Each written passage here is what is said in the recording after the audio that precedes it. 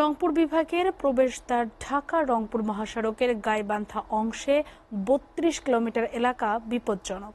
গেল ২ মাস এ সড়কে ঘটেছে অর্ধশতাধিক দুর্ঘটনা, প্রাণহানি হয়েছে বহু মানুষের। এজন্য দ্রুত গতিতে গাড়ি চালানো ও ৩ চাকার বাহনকে দায়ী করছেন স্থানীয়রা। গাইবান্ধা থেকে কায়সার প্লাবনের প্রতিবেদন।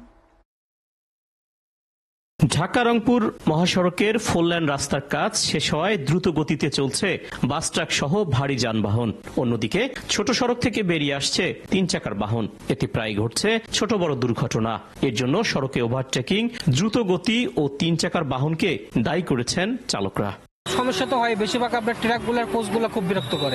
না পারলে হয়তো আইল্যান্ডের উপরে উঠাই দিতে হয়, নিচে নামাই দিতে হয় বাঁচার জন্য। ৩ চাকার গাড়ি যখন পাই মাঝে মধ্যে সমস্যা হয়, হর্ন দিলেও সরে না, সাইড না দিলে চাপ দিয়ে চলে যায়। এদিকে পুলিশের চোখ ফাঁকি দিয়ে সংসারের উপার্জনের আশায় মহাসড়কে উঠে আসছেন তারা, স্বীকার করলেন ৩ চাকার চালকরা।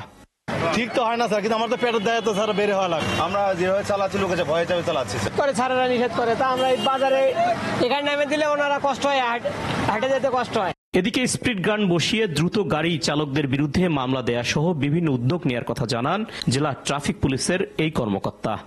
দ্রুতগামী যে গাড়িগুলো এগুলো আমরা বিভিন্ন সময় স্পিড গানের মাধ্যমে আমরা বিভিন্ন মামলা আওতায় আনতেছি। ইভেন আমরা সার্বক্ষণিক তৎপর আছি।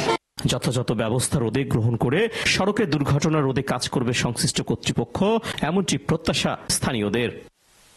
স্থানীয়রা বলছেন শুধু মামলা নয়, এজন্য চালকদের সচেতনতা বাড়াতে হবে, তাহলেই কমবে দুর্ঘটনা।